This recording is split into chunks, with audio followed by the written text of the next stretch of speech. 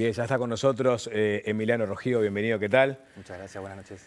Bien, este es un informe muy exhaustivo con muchas cifras, algunas que accedieron, otras que no accedieron, después quizás hablemos sobre eso, vinculadas a los homicidios en este periodo de tiempo, 2012-2022. Podemos focalizar en lo que ha sido en este gobierno la cantidad de homicidios, pero si miramos la tasa de homicidios de Uruguay, aumentó un 37% desde el inicio del periodo estudiado, 2012, hasta el 2022. Así que lo primero que te voy a preguntar, Emiliano, es ¿qué hay que valorar de esta cifra? Bueno, lo primero es reconocer que tenemos un problema que no es tradicional para el Uruguay, como tener una incidencia alta de homicidios. En segundo lugar, tenemos que intentar comprenderlo. Este estudio lo que hace es dar un paso en ese sentido, tratar de ver cómo se caracterizan los homicidios a partir de los datos, cuáles son sus tendencias en el tiempo, qué tipos de homicidio tenemos, cómo afectan a diferentes poblaciones, cómo varía eso, el nivel de esclarecimiento en un caso o en otro de los homicidios, qué mecanismos se utilizan. En fin, comprender que detrás de la tasa de homicidio como cifra sintética del problema hay diferentes fenómenos y que diferentes problemas requieren de diferentes soluciones.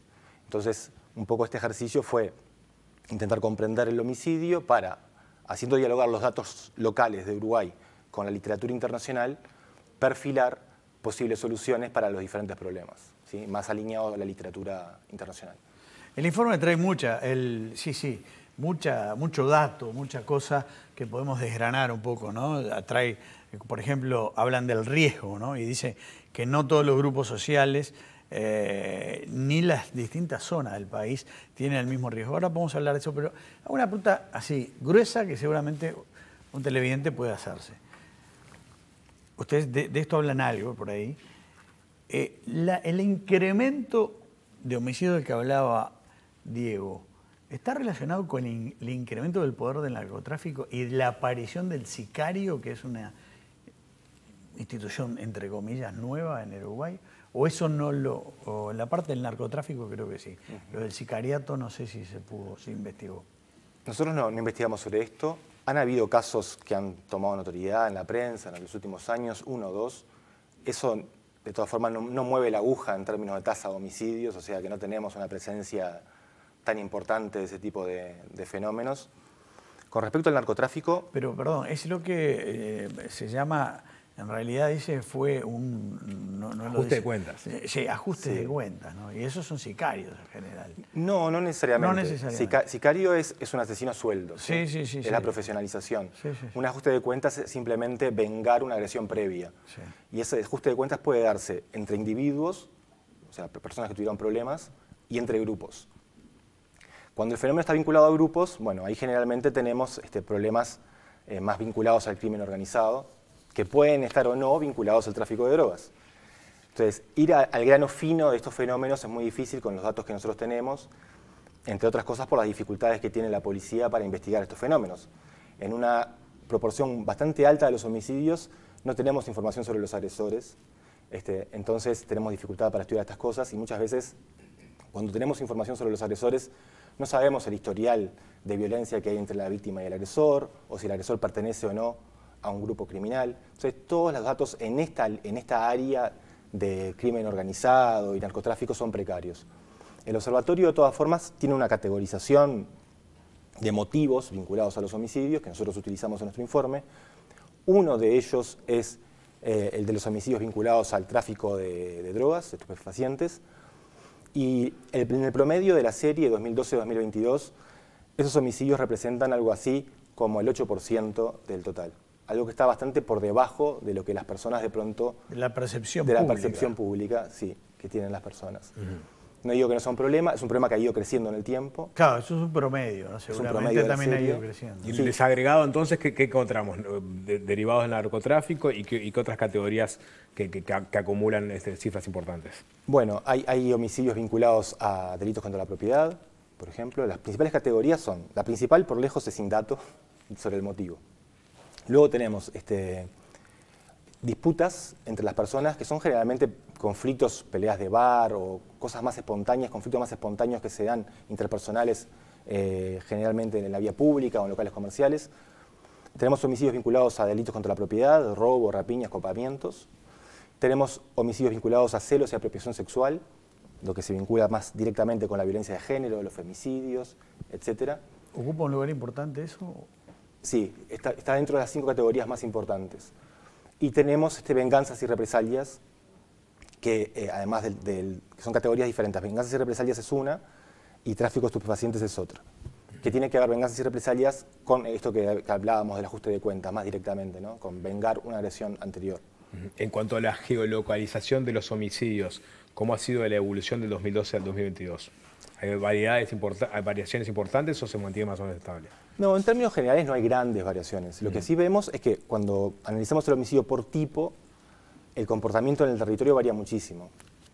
Por ejemplo, los homicidios por celos y apropiación sexual se distribuyen bastante democráticamente en la sociedad, no solamente en Montevideo, sino en el país, ¿sí? No hay hotspots o áreas calientes de homicidios.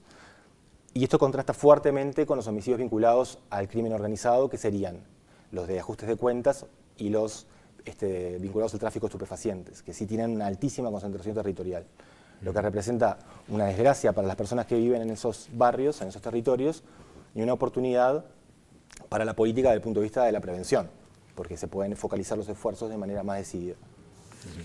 Una de las cosas que ustedes dicen es lo que yo decía al principio, ¿no? De algún modo ya lo tocaste, pero que no es homogéneo entre grupos sociales ni en distintas zonas del territorio. El riesgo del homicidio. ¿Cuáles serían las zonas de territorio que tienen más riesgo y los grupos sociales más que arriesgan más, digamos? Bien. En términos generales, tomando el agregado, el homicidio es un tema que involucra a hombres, jóvenes y pobres, en el total, en el promedio. Que involucra como agresores. Tanto como agresores como las víctimas. dos Sí, el perfil de agresores y víctimas en el homicidio tiende a ser bastante similar. Y desde el punto de vista geográfico, bueno, tenemos una fuerte concentración del fenómeno en Montevideo, aunque hay algunas áreas problemáticas en Rivera también, en Maldonado, en fin, pero es un fenómeno capitalino y en ciertas zonas de Montevideo, ¿no? En la zona más periférica del norte, noreste y oeste, en la zona más cercana al puerto, en fin, y al cerro, tenemos también una alta incidencia de homicidios en esos lugares. ¿Pudieron explicar, hay un punto de quiebre que es 2018, 426 homicidios según el observatorio? A partir de ahí, si bien disminuyen, se mantienen en un piso elevado, ¿no? Que no se pudo volver a revertir esa cifra, la cifra previa al 2018. ¿Qué pasó ahí? ¿Qué cosas sucedieron por abajo que nos llevaron a ese pico, que capaz que es circunstancial, pero que después dejaron un piso tan alto? Bien, 2018 fue un año de quiebre, ¿sí? En 2018 los homicidios aumentaron un 50% con respecto al año anterior. Nosotros no abordamos, o no es un propósito de este estudio, explicar ese crecimiento, no analizamos a fondo las causas, los determinantes del homicidio. Vemos sí que coincide con el año de la reforma del Código del Proceso Penal, que implicó un gran reajuste de toda la maquinaria del sistema de justicia, y que eso podría, es una hipótesis, no lo podemos afirmar, tener algún impacto por la curva de aprendizaje que implica en los homicidios. Y vemos también que algunas categorías de homicidio aumentaron más que otras. Por ejemplo, la vinculada a venganzas y represalias aumentó más que otro tipo de homicidios. De ahí para acá, de 2018 para acá, los homicidios bajaron. En 2019, en 2020, en 2021 y rebotaron en el año 2022. ¿Sí? Y aparentemente 2023 va a estar parecido a 2022 o un poquito por encima incluso. Ahí está. Hay un tema importante que es el lugar donde más ocurren homicidios es la calle. Ese es el lugar más peligroso. Es así. En el total, en el promedio sí. Pero si hablamos, por ejemplo, de homicidios por celos y apropiación sexual o los femicidios, eso sucede dentro de casa. El 62% de los homicidios el 78% de los homicidios por celos y apropiación sexual, como denominan ustedes, y el 62% son los más frecuentes dentro del hogar o casas de familiares o amigos. ¿Es así? Es así, y eso es muy importante porque lo que te muestra es que las formas de prevenir los homicidios son necesariamente diferentes porque ocurren con dinámicas completamente distintas. Y muchas veces, supongo, deben ser casi imposibles de prevenir. Bueno, esas que ocurren dentro de la casa, por por discusiones de dinero con familiares o demás. Los homicidios vinculados a celos y apropiación sexual son particularmente difíciles de prevenir, son relativamente fáciles de esclarecer criminalmente porque el agresor está muy cerca de la víctima, pero en términos de prevención requieren de un abordaje particular, diferente a los otros tipos de homicidio, que implica, por ejemplo, el estudio de las relaciones de violencia entre la víctima y el agresor. Por eso es importante la denuncia, supongo. Por eso es fundamental. Es fundamental la denuncia en ciertas condiciones, porque si no hay servicios de apoyo a la persona que denuncia, que generalmente son mujeres, las víctimas de estos homicidios, lo que también contrasta con el perfil general de hombres jóvenes y pobres que dábamos. Acá hablamos de mujeres con un promedio de edad un poco mayor y no necesariamente pobres. Entonces cambia el perfil también de la víctima, no solamente el lugar. Si nosotros no damos garantías de servicios adecuados a estas personas para que denuncien y solamente fomentamos la denuncia, podemos estarlas sometiendo a un mayor riesgo de victimización letal. Claro. Hay estudios, trabajos en Estados Unidos que demuestran exactamente eso, que fomentar la denuncia por sí sola incluso puede ser contraproducente. Entonces hay que tener bien orquestado y bien articulado un conjunto de servicios para atender a las víctimas, contenerlas, darles seguridad y no solamente pedir que denuncien y que vayan a la justicia a resolver estos problemas. Hay un punto caliente de este trabajo, ¿no? Digo, ustedes tratan también de derribar varios mitos que circundan el mundo de los homicidios, pero tenemos por un lado, bueno, se habla de la inflación punitiva, o sea, agregar penas para disuadir a los potenciales agresores de cometer el delito. Muchos cuestionan, controvierten, digamos, ese camino, porque se han aumentado las penas para muchos delitos y esos delitos a su vez siguen aumentando, por lo cual es relativo a su éxito. Pero lo que sí hacen énfasis, o tú por lo menos has hecho énfasis, en aumentar la resolución de los casos. O sea, que una persona que mata tenga la seguridad o semiseguridad de que seguramente la justicia determine que él fue el agresor, ¿no? Eso disuade mucho más en todo caso que una pena, ¿es así? Mucho más, mucho más. Si algo sabemos en Uruguay es que en los últimos años hemos aumentado el número de policías, el presupuesto del Ministerio del Interior, la población penitenciaria y las penas para la mayor parte de los delitos. Y bueno, no estamos conformes con los resultados. Así que la realidad nos hace un llamado amable a la reflexión sobre lo que tenemos que hacer.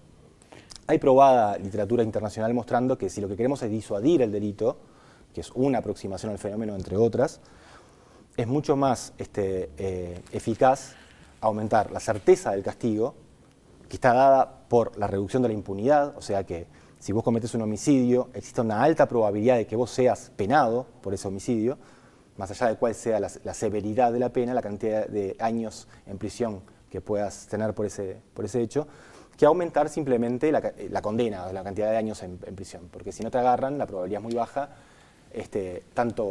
no hay mucha diferencia entre 4 años, 6 años, 8 años y 10 años, y la probabilidad que me agarren es muy baja. La sensación de impunidad, en todo caso, y Exacto. muchas veces baja cantidad de delitos que se terminan aclarando. Exactamente, exactamente. Sobre todo en el caso de los homicidios, que deberían ser un delito prioritario, ¿no? Para resolver por su gravedad, y porque aparte del hecho de que exista un cuerpo, debería facilitar también mejores tasas de esclarecimiento y mejores tasas de condenación que las que tenemos. Particularmente tenemos un problema de impunidad con algunos tipos de homicidio y no con todos. Los homicidios vinculados al femicidio, por ejemplo, tienen tasas de impunidad muy bajas. Casi todos los casos se esclarecen, y de hecho 1/3 de esos casos terminan en la muerte del agresor, ya sea porque lo mata alguien más o porque se suicida luego del hecho. Entonces el problema de los femicidios no es la impunidad, principalmente, es la prevención. En el caso de los delitos vinculados a los grupos criminales, el crimen organizado, el problema es la prevención. Es la impunidad, quiero decir, o uno de los problemas es la impunidad, no solamente la prevención, porque tienen tasas de esclarecimiento relativamente menores. Son homicidios que se cometen de forma planificada, organizada, se toman todas las medidas justamente para no ser descubiertos. Los grupos criminales tienen poder para corromper a las autoridades muchas veces, y tienen poder también de fuego para atemorizar a las poblaciones del barrio, digamos, donde actúan, a que tengan miedo a sufrir represalias y no vayan a atestiguar. Y la mayor parte de los homicidios de este tipo se resuelven por prueba testimonial. Por tanto, es importante darle garantías de vuelta a los vecinos que viven de forma cercana a estos hechos, para que puedan denunciar y no ser expuestos a sufrir represalias. Otro de los mitos que ustedes intentan derribar es que hay que hacer cambios estructurales a nivel de sociedad para disminuir los homicidios. Por ejemplo, entendés, ¿no? que hay políticas focalizadas que pueden ayudar a eso. Hablábamos recién, por ejemplo, de la red de atención primaria en salud pública, para pasar de homicidio a herido grave, simplemente con una buena atención. Y después, digamos, abordar a esas personas. Otra es, vos hablabas ahí de ese ciclo de la violencia, y un tema que está en debate, que se va a implementar, que es la política de interruptores en los grupos conflictivos, ¿no? Aparece la idea de incorporar el programa Cure Violence, perdón, es una experiencia que tuvo su éxito en Chicago, en algunos países de Centroamérica. Si te parece, vamos a escuchar al ministro Heber hablando sobre esta política que piensan incorporar. Eso es un plan del BID que hemos presentado, es una experiencia que no la inventamos nosotros, que ha tenido éxito en Estados Unidos y en algunos países europeos, y que lo pretendemos implementar con un apoyo financiero del BID.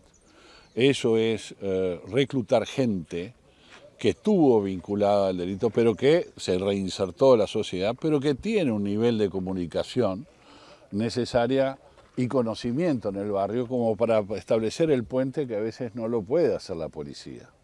Porque la policía está para prevenir y para reprimir el delito. Esa es la función esencial. Bueno, ahí estaba el ministro Heber. ¿Esta experiencia entra dentro de las herramientas puntuales que se pueden incorporar para disminuir los homicidios? Sí, está dentro de las opciones que se tienen para ciertos tipos de homicidio. Entonces es importante tener un diagnóstico bien profundo. Nosotros recomendamos profundizar el diagnóstico para ver con qué grupos actuar.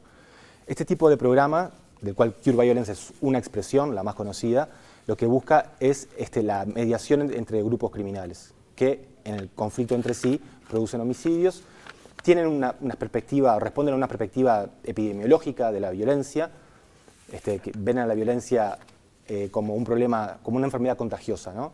que se comporta por aglomeración en el espacio, por inercia, una muerte causa la otra, como un contagio causa otro, y tienen también brotes epidémicos, bolas o picos de homicidio, como vimos muchas veces en diferentes barrios, Marconi, Peñarol, etc. Y buscan interrumpir este contagio de la violencia entre un grupo y otro. Entonces es una experiencia que ha sido bien evaluada a nivel internacional, sobre todo en los Estados Unidos, también en Trinidad y Tobago, ha sido aplicado en muchos más lugares, y que para implementar acá es importante adaptarla bien y partir de un diagnóstico más profundo. Bueno, llega al final. ¿Tuvieron acceso irrestricto a los datos o hubo algún problema por ahí? Tuvimos un acceso demorado a los datos y una vez que transcurrió el tiempo y en fin, se dieron procesos internos en el Ministerio, tuvimos el acceso a los datos que necesitábamos dentro de lo que el Ministerio disponía. Había datos que nosotros queríamos y que el Ministerio no disponía. Que no lo tienen relevado, digamos. Claro, no tiene sistematizado. Ahí está. Bueno, Emiliano Rogido, muchísimas gracias por haber estado con nosotros. Hay muchos más datos más. ¿Se puede acceder tal vez a este informe? Sí, totalmente. Por ejemplo, no hay tiempo de comentarlo, pero dice, la niñez es digamos, la época menos vulnerable para un asesinato, pero va creciendo en la adolescencia y me llamó la atención, la edad donde mayor asesinato se produce es entre los 24 y 29 y después de los 29 empieza a descender de manera clara. Muchísimas gracias por haber estado con nosotros esta noche.